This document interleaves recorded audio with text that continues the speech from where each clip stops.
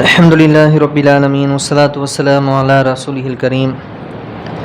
அஸ்ஸலாமு அலைக்கும் வரஹ்மத்துல்லாஹி தஆலா வபரகாத்துஹு. இன்று ஹாஃபிஸா அவர்கள் சூரா அன்ஃபாலில் உள்ள சூரத்துல் ஆராஃப் மற்றும் சூரத்துல் அன்ஃபால் ரெண்டையுமே ஓதுனாங்க. சூரத்துல் ஆராஃபில் நேற்று ஒரு பாதியும் மீதியையும் அதற்கு அடுத்து தொடர்ச்சியாக அன்ஃபாலையும் ஓதுனாங்க. அருமையானவர்கள், நேற்று நாம் சூரத்துல் ஆராஃபுடைய அல்லாஹ் அடியால் கூற வரக்கூடிய ஒரு முக்கியமான செய்தியை பார்த்தோம். தௌஹீதை பற்றி அல்லாஹ் பேசினான்.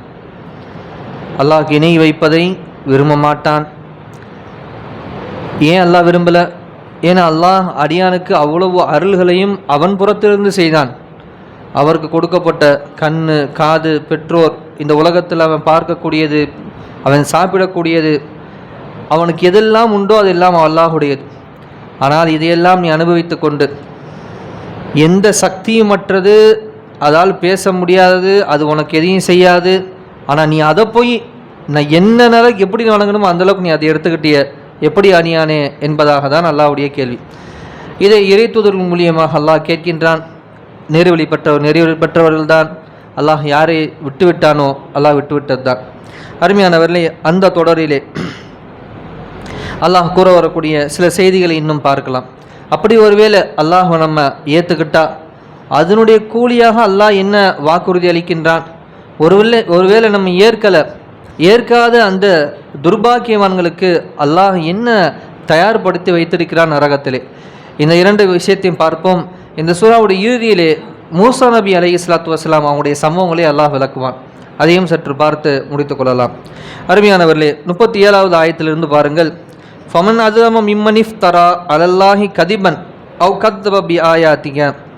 எவன் அல்லாஹ்வுடைய வசனங்களை பொய்யாக்கி அல்லாஹ்வின் மீது பொய் கற்பனை செய்தும் கூறுகின்றானோ, யார் அல்லாஹ் மீது பொய் கற்பனை செய்து கூறுகின்றானோ அவனை பற்றி நபியிடம் அல்லாஹ் கூறுகிறான், நபியே, அவனை விட அநியாயக்காரன் யார் இருக்க முடியும்? அல்லாஹ் மேலே ஒரு பொய்யான ஒரு இட்டுக்கட்டு சேரனை விட இந்த உலகத்தில் அநியாயக்காரன் யார் இருக்க முடியும்?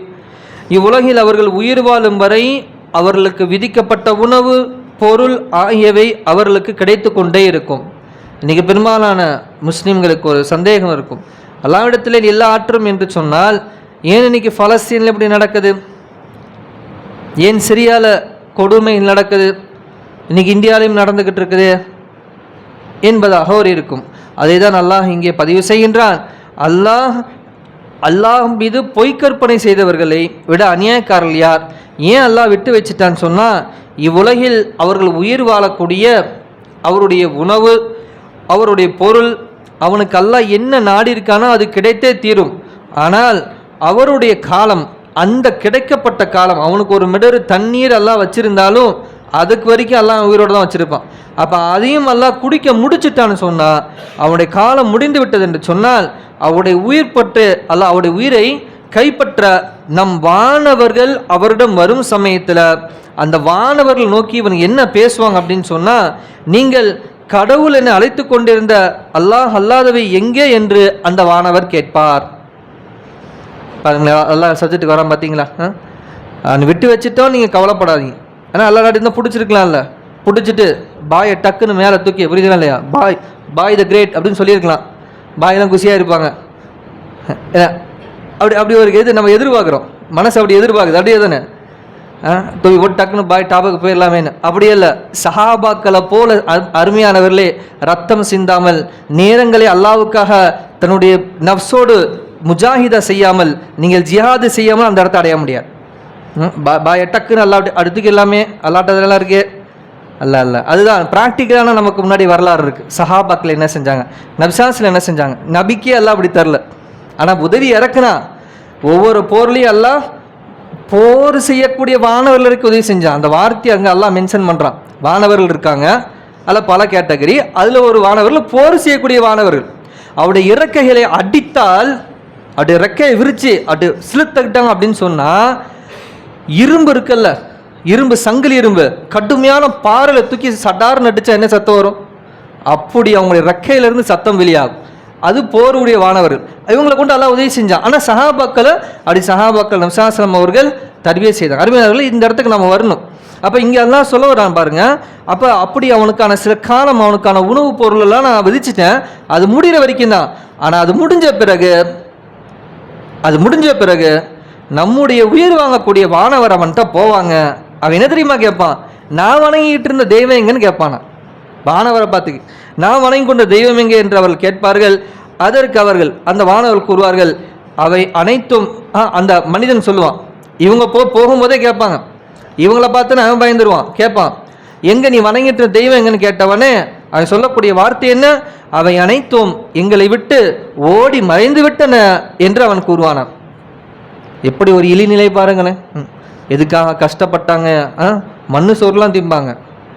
மண்ணு சோறு நான் அவங்க மாதிரிலாம் நம்மலாம் பாய்ங்க ஒரு நாளும் கஷ்டப்பட மாட்டோம். அது அருமையானவர்களே, அதெல்லாம் முடியாது. அவங்களுடைய ஈமான் உண்மையாலுமே ஆச்சரியமிக்கது. எல்லாம் அவங்கள விட்டு என்னை விட்டு எல்லாம் ஓடிடுச்சு மறைஞ்சிருச்சு என்று கூறி மெய்யாகவே அவர்கள் சத்தியத்தை நிராகரிப்பவர்களாக இருந்தார்கள் என்று தங்களுக்கு எதிராகவே அவங்க சாட்சியம் சொல்லுவாங்களாம். அப்போ என்ன செஞ்சிடலாம் கேட்டால், அல்லாஹ் தன்னுடைய ஒட்டுமொத்த ஆட்சியும் எல்லாம் காமிச்சிருவான். ஒரு திரை தானே அருமையானவர்களே, மூத்துங்கிறது ஒரு திரை தானே. அந்த திரையை நீக்கிட்டான்னு சொன்னால் மிச்சம் மீது இருக்க சொர்க்கம் நரகத்திலிருந்து அவனுடைய அண்ட சராசரம் எல்லாம் அவனுக்கு தெரிஞ்சிடும். மலக்குமார்கள்லேருந்து எல்லாமே தெரிஞ்சிடும். அவன் முன்னாடி செத்து போன மூதாதிகள் அதாவது போடுறத முதற்கொண்டு நல்லா காமிச்சிருவான். அப்போ அவனே சாட்சி சொல்லுவானா, நானே எனக்கு நான் அநியாயம் செய்து கொண்டேன். எப்பேற்பட்ட ஒரு நிலை பாருங்கள், இழிநிலை பாருங்களேன். இதுதான் நபிமார்கள். ஆனால் யாரும் இப்படி ஆயிடக்கூடாது, இந்த நஷ்டத்துக்கு அடையக்கூடாதுன்னு சொல்லிட்டு ரொம்ப கருணை காட்டினாங்க. அவனுங்க எவ்வளோ நஜீசியை தூக்கி மேலே போட்டாலும் கருணை காட்டினாங்க. உன் கண்ணை மூணு நஷ்டமாயிருவாடா, என் பேச்சை கேளு அப்படிங்கிற மாதிரி ரொம்ப கவலைப்பட்டாங்க. அருமையானவர்களே, இந்த இடத்துல என்ன நமக்கு விளங்குதுன்னு கேட்டால், நாமும் அது போன்று தான். நாம் யாரெல்லாம் பார்க்குறோமோ நம்ம கவலைப்படணும். அதுதான் முஸ்லீம், அதுதான் உண்மையான உதவி. உலகத்தில் செய்வது மட்டும் உதவி அல்ல, மறுமையோடைய வெற்றிக்கும் நம்ம என்ன செய்யணும்? ஆக்குவதுதான் உதவி. அருமையானவர்களை கூறிவிட்டு அல்லாஹ் மேலும் கூறுகிறான். அதற்கு இறைவன் அவர்களை நோக்கி அல்லாஹ் பேசுகிறான், ஜின்களிலும் மனிதர்களிலும் உங்களுக்கு முன்னர் சென்று விட்ட உங்களை போன்ற பாவிகளான கூட்டத்தினுடன் நீங்களும் சேர்ந்து நரகத்திற்கு சென்று விடுங்கள் அல்லாஹ் கூறுவான். நீ யாரை வணங்கிட்டு இருந்தா அதுவும் நரகத்தில் தான் கிடக்குது. இந்த காளி சூரி மாலி போ, அங்கே போ, நீயும் போ என்பதாக அல்லாஹ் அனுப்பிவிடுவான் என்று சொல்வான். அவர்களில் ஒவ்வொரு வகுப்பினரும் நரகத்திற்கு சென்ற பொழுது முன்னர் அங்கே வந்துள்ள தன்னுடைய இனத்தாரை பார்த்து கோபித்து கொண்டு அவர்களை சபிப்பார்கள். நீ தாண்டா வழி எடுத்து, எனக்கு முன்னாடி நீங்கள் வந்துட்டியா, நீனு அங்கே போய் விசாரிப்பார், ஒன்னால தானே எனக்கு இந்த நிலை என்பதாக. இவ்வாறு இவர்கள் அனைவரும் நரகத்தை அடைந்த பின்னர் அவர்கள் பின் சென்றவர்கள் தங்களுக்கு முன் சென்றவர்களை சுட்டிக்காட்டி, எங்கள் இறைவா, இவர்கள் தானே எங்களை வழிகெடுத்தார்கள், ஆகவே அவர்களுக்கு எங்களை விட 2 மடங்கு வேதனை கொடுப்பாய் என்று கூறுவார்கள். அதற்கு அவன், உங்களில் அனைவருக்குமே, அல்லாஹ் சொல்வார், உங்களில் அனைவருக்குமே 2 மடங்கு வேதனை உண்டு, எனினும் இதன் காரணத்தை நீங்கள் அறிய மாட்டீர்கள் என்று அல்லாஹ் கூறுவார். அருமையாக அப்போ பாருங்க, யாரெல்லாம் இங்கே வழிகெடுத்தாங்களோ, யாரெல்லாம் இவங்களுக்கு பிளான் போட்டு கொடுக்கறது, ஸ்கெட்சு போட்டு கொடுக்கறது, எந்தெந்த சிகிச்சைக்கெல்லாம் வழிகாட்டுறாங்களோ, இவனுங்களுக்கு முன்பாடியே அவன்லாம் அங்கே கிடப்பான். நீ அப்போ அங்கே இருக்க, அங்கே போய் விசாரிச்சுக்குவாங்க, கோச்சுக்குவாங்க. அல்லாஹ் அதை பதிவு செய்கிறான். கூறிவிட்டு அல்லாஹ் கூறுகிறான், அவர்கள் முன் சென்றவர்கள் பின் சென்றவர்களை நோக்கி, எங்களை விட உங்களுக்கு மேன்மையும் கிடையாது, ஆதலால் நீங்கள் அவை தேடிக்கொண்ட தீய செயலின் காரணமாக நீங்களும் 2 மடங்கு வேதனையை சுவையுங்கள் என்று கூறுவார்கள். அதாவது என்னது, எங்களை விட உங்களுக்கு ஒன்றும் பெரிய மேன்மையெல்லாம் கிடையாது, 2 மடங்கு அதாவது அனுபவிங்கிறான்னு. அவனுங்கள்கிட்ட அல்லாஹ் சவிப்பான், எல்லாம் இவனுங்க தான் எங்களை வழிகெடுத்துட்டாங்க என்பதாக. எனவே அல்லாஹ் கூறுகிறான், நிச்சயமாக அவர்கள் நம் வசனங்களை பொய்யாக்கி விட்டார்களோ, அதை புறக்கணிப்பதை பெருமையாக கொண்டார்களோ. பாருங்க என்ன வார்த்தையை அல்லாஹ் கரெக்டாக சொல்கிறான் பாருங்களேன். அல்லாஹ்வுடைய வார்த்தையை புறக்கணிப்பதை சில காஃபிர்கள் பெருமையாக நினைக்கின்றார்கள். அப்படி யார் பெருமையை நினைத்து அல்லாஹ்வுடைய வார்த்தையை புறக்கணித்து விட்டார்களோ, அவர்களுக்கு இறைவனின் அருளுக்குரிய வானத்தின் வாயில்கள் அவர்களுக்கு திறக்கப்பட மாட்டாது. அருளுடைய வானத்தின் வாயில்கள் திறக்கப்பட மாட்டாது. ஊசியின் காதில் ஒட்டகம் நுழையும் வரை அவர்கள் சொர்க்கத்தை அடையவே மாட்டார்கள். குற்றவாளிகளை இவ்வாறே நாம் தண்டிப்போம். அல்லாஹ் என்ன ஒரு உவமை கூறுகிறான் என்று யோசித்துப்பார். ஊசியுடைய காது எவ்வளோ இருக்கும்? அந்த ஊசியுடைய ஒட்டை காதுன்னு சொல்லுவாங்க.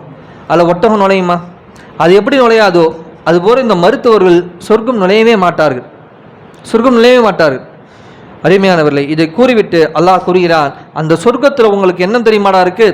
நரகத்தில் அவர்களுக்கு நெருப்பாலான விரிப்புகள் உண்டு, அவர்கள் மேல் போர்த்தி கொள்வதற்கு நெருப்பாலான போர்வையில் உண்டு, அநியாயக்காரர்களே இவ்வாறே நாம் தண்டிப்போம் என்று அல்லாஹ் கூறுகிறான். எவ்வளவு தெளிவாக அல்லாஹ் சொல்லிட்டான் பாருங்களேன். அவனுடைய நிலை என்ன, அவன் அவனுக்குள்ளே எப்படி அடிச்சுக்குவான் பேசிக்குவான், இதெல்லாம் காட்சிகளாக அல்லாஹ் பேசிக்கிறான். அருமையானவர்கள் இதை நம்பணும். இதை நம்பிட்டாதான் அவன் ஒரு பவரில் அப்படி சர்ன்னு காரில் போவாங்க. வரிசையே ஒரு 10 ஃபார்ச்சுனர் கார், ஒரு காரே 50 லட்சம்னா 10 கார் என்னாச்சு 5 கோடி, என்ன செல்வம், என்ன பவர், அது நமக்கு வராது. உள்ளத்தில் என்ன செய்யாது, அவருடைய அந்த மாயை நம்மளை என்ன செய்யாது, முஸ்லிம்களை முஃமின்களை உள்ளத்தை நடுங்க செய்யாது. ஏன்? இந்த காட்சியெல்லாம் அவனுக்கு இனி என்ன நடக்குங்கிறதெல்லாம் அல்லாஹ் சொல்லிட்டானே. அப்போ இதை படித்து நம்ம மனசில் பதிய வச்சிருந்தா, அடா அல்லாவே உனக்கு சீக்கிரமாக ஒரு ஹிதாயத்து கிடைக்காதா, ஏப்பா இப்படி இருக்குதா அப்படி என்ற கவலை தான் வரும். அந்த மாயை நம்மளை ஒன்றும் பண்ணாது. அருமையானவர்கள், இதை உணராத போது இவர்களை போல நம்மளும் ஓடி தான் பிடிக்கணுமோ என்ற ஒரு எண்ணம் நம்மள்கிட்ட வந்துடுது. என்ன உண்மை? இதை கூறிவிட்டு அல்லாஹ் கூறுகிறான், இது காஃபிர் நிலை. இப்போ பாருங்க, அல்லாஹ் நல்லடியார் நிலைக்கு வரான். நல்லடியார்களுக்கு அண்ணா அல்லாஹ் நமக்கு என்ன நல்ல நற்செய்தி அல்லாஹ் கூறுகிறான், வல்லதீன ஆமனு, யார் ஈமான் கொண்டு வாமிலு சாலிஹாத் நல்ல அமல்கள் செய்தார்களோ, லா நுகல்லிஃபு நஃப்ஸன் இல்லா உஸ்ஸஹா, அல்லாஹ் சொல்றான் அந்த அடியார்களை அவருடைய சக்திக்கு மீறி அல்லாஹ் என்ன செய்ய மாட்டான், சோதிக்க மாட்டான். அப்போ ஒவ்வொருத்தருக்கும் அல்லாஹ் ஒரு கெப்பாசிட்டியை கொடுத்துருப்பான். அந்த கெப்பாசிட்டியை தாண்டி அல்லாஹ் என்ன செய்ய மாட்டான், அருமையானவர்களே, கஷ்டத்தை கொடுக்க மாட்டான். எவர்கள் நம்பிக்கை கொண்டு தங்கள் இயன்றவரை நற்காரியங்களை செய்கிறார்களோ அவர்களில் ஒருவரையும் அவரது சக்தியின் அளவுக்கு அதிகமாக நாம் நிர்பந்திப்பதில்லை. அவர்கள்தான் சொர்க்கவாசிகள், அதில் அவர்கள் என்றென்றும் தங்கியிருப்பார்கள். உலாயிக்க அஸ்ஹாபுல் ஜன்னதி ஹும் ஃபீஹா ஹாலிதூன். இதை விட நமக்கு என்ன வேணும், இதை விட நமக்கு என்ன வேணும்? அந்த வார்த்தையை கவனிங்களேன். அந்த சொர்க்கம் அது என்றென்று நிரந்தரமானது. அப்பேற்பட்ட சொர்க்கத்தில் அது நல்லடியார்கள் நம்பிக்கை கொண்டவர்கள் நல்ல அமல் செய்தவர்கள் நாம் நுழைந்து விடுவார்கள் என்பதாக அல்லாஹ் கூறுகிறார். யா அல்லாஹ், அந்த அத்தனை நல்ல அமலும் செய்யக்கூடிய பாக்கியத்தை எங்கள் அனைவருக்கும் இந்த முஸ்லீம் சமூகத்தின் கொடுப்பாயா அல்லாஹ். எவ்வளோ இதை விட என்ன வேணும் நமக்கு? இதுதானே லட்சியம். இந்த உலகத்தில் ஒரு பெரிய வீடு கட்டி பார்க்கணுங்கிறது மட்டும் ஆசை இருக்கக்கூடாது. நம்ம வீட்டு பிள்ளைகள்கிட்ட சொல்லணும், தெரிஞ்சுக்குமா, தெரிஞ்சுக்கு தம்பி, பேரம் பிள்ளைய கூப்பிட்டு சொல்லணும். அல்லாஹ் சொல்லியிருக்கான், ஹாலிதீன ஃபீஹா, சொர்க்கவாசிகள் நிரந்தரமாக சொர்க்கத்தில் இருப்பாங்கன்னு. அதுவும் மனசு லட்சியமா வையி. அப்போ வீட்டு புள்ளை இப்படி நம்ம வளர்த்துட்டோம் சொன்னால் இந்த புள்ள பெரும் பெரும் தலைவனாக மாறும், இந்த சமூகத்துக்கு வழிகாட்டும். இது அல்லாமல் நீ ஆயில் சம்மந்தப்பட்ட படிச்சிங்கன்னா உங்களுக்கு இப்போதைக்கு நல்ல ஜாப் இருக்குங்க, சேஃப்டி படிங்க. இதுலேயே ஒல்ட்டி என்ன செய்ய தள்ளி கொண்டு போய் முட்டாள் சமூகம் விட்டுறக்கூடாது. 10 வருஷம் நல்லா சம்பாதிப்பார், இங்கே வந்து ஏன்னா ஒரு கரண்ட் பில் வீட்டுகளுக்குன்னா கூட லஞ்சம் கொடுக்காம அங்கே என்ன செய்ய வேலை ஆகாது, போய் நிற்பார், என்னடா வேலை நடக்குமா இல்லையா, முடக்கிடுவாங்க. அருமையானவர்களே, இப்படியாக அல்லாஹ் கூறுகிறான். அப்போ நிரந்தரமான சுருக்கம் உங்களுக்கு இருக்கிறது. மேலும் அல்லாஹ் கூறுகிறான், இவ்வுலகில் ஒருவரை பற்றி மற்றொருவருக்கு இருந்த குரோதத்தையும் அந்த சொர்க்கத்தில் என்னென்ன ஞாபகத்து இருக்குன்னு பாருங்களேன். இந்த உலகத்தில் ஒருவரை பற்றி மற்றவர்களுக்கு இருந்த குரோதத்தையும் அவருடைய உள்ளங்களிலிருந்து அல்லாஹ் நீக்கி விடுவான். இதை விட நமக்கு என்ன வேணும்? இன்னைக்கு இப்போ யாரை பார்த்தாலும் இவரா இவர் ஏன் மூஞ்சில முழிச்சாரு, ஒவ்வொரு மனுஷனுக்கு அவனா ஒருத்தன் இருப்பான், இந்த ஆள் வந்து ஏன் இந்த விளங்க மாடா இன்னைக்கு அப்படின்னு. அல்லாஹ் சொல்றான், அந்த குரோதத்தை அல்லாஹ் ஃபர்ஸ்ட் உங்க சொர்க்கத்தில் நீங்க நுழைஞ்ச உடனே உங்க எல்லா உள்ளத்திலிருந்து எடுத்துடுவானா. அப்ப யாரை பார்த்தாலும் சந்தோஷமா இருக்கும், யாரை பார்த்தாலும் மகிழ்ச்சியா இருக்கும். அப்ப துனியாவில் இது ஒரு அதாபு தானே. ஒருத்தனை பார்த்தா எப்போ பார்த்தாலும் டென்ஷன் ஆகுதுன்னு, இதுவே ஒரு அதாபு. ஏன் இந்த உலகத்தை அப்புறம் என்ன தாண்டி நம்ம பிடிக்க போறோம்? அதிகமாக அமல் செஞ்சு நிம்மதி அல்லாஹ் அடைஞ்சிட்டு போயிடலாமே. அருமையானவர்கள் கூறுகிறான், சொர்க்கத்தில் உங்களுக்கு என்ன கிடைக்கும்? அல்லாஹ் உங்களுடைய குரோதத்தை உள்ளத்திலிருந்து எடுத்து விடுவான். ஆகவே ஒருவருக்கொருவர் மிக நெருங்கிய தோழர்களாக ஆகிவிடுவீர்கள். அவருடைய பாதங்களுக்கு அருகில் நீரருவிகள் தொடர்ந்து ஓடிக்கொண்டே இருக்கும். அவர்கள் இந்த சொர்க்கத்தை அடையக்கூடிய நேரான வழியில் எங்களை செலுத்திய அல்லாஹ்வுக்கே எல்லா புகழும் என்பதாக அந்த நல்லடியார்கள் அங்கே கூறுவாங்களாம். அருமையானவர்களே, அப்போ அல்லாஹ் சொர்க்கத்துக்கு செல்லக்கூடிய நேரான பாதையை கேளுங்கிறது நம்ம மேலே கடமை. ஏன்னா அந்த சொர்க்கவாசிகள் அங்கே போய் என்ன கேட்குறாங்க, எங்களுக்கு இதை அடைய கிடைக்கிறதுக்கு நேரான பாதையை காட்டி அல்லாஹ்வுக்கு எல்லா புகழும் சொல்கிறாங்கன்னா அப்போ நம்ம இங்கேயும் அந்த துவாதனை கேட்கணும், அந்த சொர்க்கத்துக்கு போகிற நேரான பாதையை காட்டி அல்லாஹ். அருமையானவர்களே, அச்சத்தை தரக்கூடிய ஒரு ஹதீஸ். என்னுடைய உம்மத் 73, அதாவது 72 வருது, சில ஹதீஸ் 73 கூட்டம் என்பதாக பெரியும். அதில் ஒரு கூட்டம் தான் சொர்க்கம் நுழைவாக என்பதாக பெருமானார் ஸல்லல்லாஹு அலைஹி வஸல்லம் கூறினார். தெரியாது நான் எந்த கூட்டத்தில் இருக்கேன், நீங்கள் எந்த கூட்டத்தில் இருக்கீங்க. அதனால இந்த துவா கேட்கணும், யாலா சொர்க்கத்தை அடையக்கூடிய அந்த நேரான பாதை எங்களுக்கு காட்டு. அங்கே போனோன்னு அவங்க துவா செஞ்சாங்கல்ல, எல்லாம் எங்களுக்கு இது கிடைக்கிறதுக்கு நேரான வழி இந்தியானை கொடுத்த எல்லா புகழும் உனக்கு என்பதாக அருமையாக கூறிவிட்டு அல்லாஹ் கூறுகிறான், இவ்வழியில் அல்லாஹ் எங்களை செலுத்திருக்காவிட்டால், அவங்க சொல்ற வார்த்தையை பாருங்க, நிச்சயமாக நாங்கள் அடைந்திருக்கவே மாட்டோம். எங்கள் இறைவனின் தூதர்களை சந்தேகம் வர சத்தியமே எங்களுக்கு கொண்டு வந்து அறிவித்தார்கள் என்று கூறுவார்கள். அப்ப நபி எப்படி நம்பணும்? உறுதியா நம்பணும். இல்லையே நபியோடைய இந்த வார்த்தை சலாசம் வார்த்தை அறிவியல் கொஞ்சம் முரணா இருக்கு. அருமையானவர்களே, இந்த வார்த்தைக்கு நான் சொன்னேன் பார்த்தீங்களா, இந்த அடிப்படையில் சில வாலிப பிள்ளைங்க இன்னைக்கு உருவாயிடுச்சுங்க. மார்க்கத்தை அறிவியலை ஒப்பிட்டு பார்த்துட்டு, இல்லையே இதெல்லாம் ஒரு செட் ஆகிற மாதிரி தெரியுங்களே அஜி. ஒரு முஃப்தி முப்பிமே அவங்க பேசியிருப்பாங்க, அவங்களுடைய சவுதியில் ஒரு கூட்டமே உருவாகிட்டு இருக்கு. அவன் அறிவியலோட ஒப்பிட்டு பார்க்குறான், இல்லட்டினா அதை வந்து ஒரு மாதிரி நினைக்கிறான். ஆனால் மறைவாக நம்புறதுனப்பா ஈமான். சொர்க்கம் இருக்குது, நரகம் இருக்குது, அறிவியலை நீ நிரூபிக்க முடியுமா? அன்னைக்கு மறைவானதை நம்பணும் போதும், அப்போ தான் ஈமான், அதுதான் ஈமான். அருமையானவர்களே, அதான் பாருங்க. அப்போ சந்தேகம் எங்களுக்கு நபி எல்லாத்தையும் உண்மையை தான் சொன்னாங்கன்னு யார் நம்பினாங்களோ எங்களுக்கு அதனால தான் இந்த வெற்றி என்பதாக அவர்கள் கூறுவார்கள். அதற்கு பிரதியாக பூமியில் நீங்கள் செய்து கொண்டிருந்த நன்மையான காரியங்களின் காரணமாகவே இந்த சொர்க்கத்திற்கு நீங்கள் வாரிசாக ஆக்கப்பட்டுள் என்ற சப்தத்தை ஒரு வானவர் அங்கிருந்து சொல்றத இந்த சொர்க்கவாசிகள் கேட்பார்கள். அந்நாளில் சொர்க்கவாசிகள் நரகவாசிகளை நோக்கி, இந்த நரகத்திற்கு இவங்களை பற்றி பேசுகிற 2 பேரும் ஒரு கான்வர்சேஷன் நடக்கும், அதை மட்டும் பேசி முடிச்சிடுறேன். அப்போ அந்த நரகவாசிகளை நோக்கி கூறுவார்கள், எங்கள் இறைவன் எங்களுக்கு அளித்த வாக்குறுதிகளை நிச்சயமாக நாங்கள் பெற்றுக்கொண்டோம். யாரு? சொர்க்கவாசிகள் நரகவாசிகளை பார்த்து சொல்லுவாங்களாம், நீங்களும் உங்கள் இறைவன் உங்களுக்கு அளித்த வாக்குறுதிகளை உண்மையாக பெற்றுக்கொண்டீர்களா என்று சப்தமிட்டு அந்த சொர்க்கவாசிகள் கேட்பார்கள். அதற்கு அந்த நரகவாசிகள் ஆம் பெற்றுக்கொண்டோம் என்று கூறுவார்கள். அந்த அதாப ஆமாம் அதை நாங்கள் பெற்றுக்கொண்டோம் என்று கூறுவார்கள். அது சமயம் அவர்களுக்கு மத்தியில் ஒரு முனாதி, அதாவது ஒரு அறிவிப்பாளர் வருவார். அவங்க சொல்லுவாங்க, நிச்சயமாக அல்லாஹுடைய சாபம் வரம்பு மீறிய அநியாயக்காரர்கள் மீது உண்டாவதாக என்பதாக வந்து ஒரு வானவர் கூறுவார். கூறிய பிறகு, ஏனென்றால் அவர்கள் அல்லாஹ்வின் பாதையை தடுத்து அதை கோணலாக்க விரும்பினார்கள், அவர்கள் மறுமையையும் நிராகரித்து கொண்டிருந்தார்கள். நீண்டு போகுது இந்த ஒரு ஆயத்தை மட்டும் இது பாருங்க, இன்னும் ரொம்ப அருமையான விஷயம். நரகவாசிகளுக்கும் சொர்க்கவாசிகளுக்கும் இருவருக்கும் இடையில் ஒரு மதில் இருக்கும். அந்த மதிலின் சிகரத்தில் சில மனிதர்கள் இருப்பார்கள். நான் சொன்னோம்லவா சூரத்துல் ஆராஃப், ஏன் அந்த பேர் வந்துச்சு? ஆராஃப்னா உயரம் என்று அர்த்தம். அந்த உயரத்தில் யார் இருப்பான்னு கேட்டால், நன்மை தீமை ரெண்டும் ஒரே மாதிரி. அவர் 2 புக்கையும் கொண்டு போய் வச்சவொன்னே ஒரு தராசு மேலே கீழே போகவும் சமமாக நின்றோம். ஏன்னா ஒன்று கீழே மேலே போனதுன்னு எந்த பக்கம்னா போகிறது, நின்று நாலு என்ன செஞ்சிருவானா தூக்கி எல்லாம் நடுவில் நிறுத்திடுவான், ரெண்டையும் பார்க்குற மாதிரி. அப்போ அங்கே நின்று அவங்க பார்த்துக்கிட்டே இருப்பாங்க, எல்லா விஷயத்தையும் பார்த்து. சொர்க்கவாசிக்கு அல்லாஹ் சொன்னதையும் பார்ப்பாங்க, நரகவாசி அனுபவிக்கிறதும் பார்ப்பாங்க, பயப்படுவாங்க. அப்போ அந்த நேரத்தில் அல்லாஹ் இதே அவங்கள மன்னிப்பாங்கிறது ஹதீஸில் வருது. அருமையானவர், இப்படியாக மறுமையின் விஷயங்களை அல்லாஹ் விசாலமாக விளக்குகிறான். அப்போ நமக்கு அச்சம் தரக்கூடிய மறுமை நாள். அந்த நாளில் நம்ம ஜெயிச்சது தான். அந்த நாளில் தோத்தது தான், நஷ்டம்தான். முஸ்லீமாக இருந்தாலும் அல்லாஹ் மன்னிச்சு என்ன செய்யறான், மீண்டும் சொர்க்கத்துக்குள்ளே போட்டுருவான். ஒருவேளை தொழுவே இல்லை, அவர் பெரிய பாவி கொலையாளி ஏதோ ஒன்று வச்சுக்கிங்கண்ணே, அவர் அல்லாஹ் சொன்ன எல்லா ஹராமே செய்வார், ஆனால் முஸ்லீம் மரணிச்சிட்டாரு, சொர்க்கம் தான். ஆனால் யூதர்கள் நம்புற மாதிரி சொர்க்கம் கிடையாது. யூதர்கள் எப்படி தெரியுமா சொன்னாங்க, நீ யூதனா மரணிச்சிட்டாலே என்னது, அல்லாஹ் உன்னை மன்னிச்சிருவான், உன் எந்த பாவத்தையும் எல்லாம் கண்டுக்க மாட்டான் என்பதுதான் அவங்களுடைய போதனை. ஆனால் நபி ஸல்லல்லாஹு அலைஹி அப்படி சொல்லலை.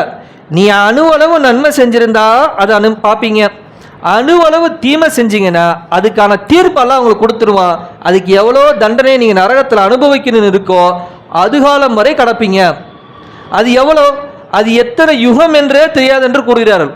ஒரு யுகம் என்று சொன்னால் ஒரு உலகம் உண்டாகி முடிஞ்சிடணுமா, அந்த மாதிரி 12 தடவை நடக்கணுமா, அதுதான் ஒரு யுகம். அப்போ எத்தனை யுகம், 60 வருஷம் வாழ்றதையே சகிச்சு போய் புளிச்சு போய் தூக்கில் தொங்குறான். நடக்குதா இல்லையா? அங்கே போய் எங்கே வெயிட் பண்ணிட்டு இருப்பார் பாய். அருமையானவர்களே, ஆனால் இருந்தாலும் கடைசியாக அல்லாஹ் காஃபிர்கள் வந்து கேட்பாங்க, நாங்கள் தான் ஈமான் கொள்ளல, எங்களை இங்கே போட்டான்ல, உன்னையாப்பா போட்டான், கேவலமாக பேசுவாங்க. அப்போ தான் அல்லாஹ் கூப்பிட்டா அந்த அடியான்னு சொல்லுவான், எல்லாம் நான் பாவி தான், ஆனால் என் பாரு இவன் எப்படி சொல்கிறான் பாரு, உன்னையவே இதாக பேசுகிறான் எல்லான்னு அப்படியே சொன்னான். அப்போ களிமா சொன்ன ஆளை தூக்குன்றுவான் அல்லாஹ். அப்படியே சொர்க்கன்னு அந்த நரகம் வந்து முஸ்லீம்களெல்லாம் மொத்தத்தையும் தூக்கிடுவான், கடைசி நபர் வரைக்கும் தூக்கிடுவான், அதோட தான் சுத்தமாகும். ஆனால் அந்த யுகங்களை யார் தாங்குவது? அருமையான வெளிப்படையாக அல்லாஹ் இந்த சூரா அராஃபில் பேசுகிறான். இதுக்கப்புறம் மூசா நபியுடைய அவங்க வரலாறு வரும். நாளை மீது உள்ள நாளைக்கு பார்ப்போம். வல்லல்லா அந்த சொர்க்கவாசிகள் எல்லாம் நேரான பாலியை காட்டினதுனால தான் சொர்க்கத்துக்கு வந்தோம். அந்த நேரான காட்டிய அந்த அல்லாவுக்கு எல்லா புகழும் கூறினார் அல்லவா? எல்லாம் அப்படிப்பட்ட நேரான வழி எங்கள் அனைவரும் காட்டியார்கள் புரிவாயாக. நாங்கள் அனைவரும் சந்தோஷமாக சொர்க்கவாசிகளாக சொர்க்கத்தில் நுழையக்கூடிய அந்த பாக்கியத்தையும் தருணத்தையும் எங்கள் அனைவருக்கும் ஆக்கி அருள் புரிவாயாக. வாஹிரதுன் அல்ஹம்துலில்லாஹி ரப்பில் ஆலமீன். அஸ்ஸலாமு அலைக்கும் வரஹ்மத்துல்லாஹி தஆலா வபரகாத்துஹு.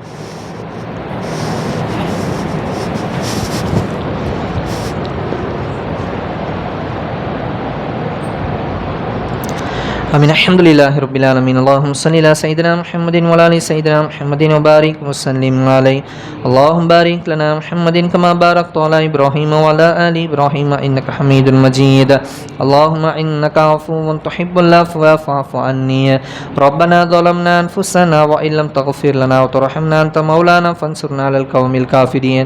ربنا لا تزغ قلوبنا بعد إذ هديتنا وهب لنا من لدنك رحمة انك انت الوهاب. آمين. خير. سبحان ربك رب العزة عما يصفون وسلام على المرسلين والحمد لله رب العالمين. نويت صومئذ عن أداء فرض رمضان هذه السنة لله تعالى.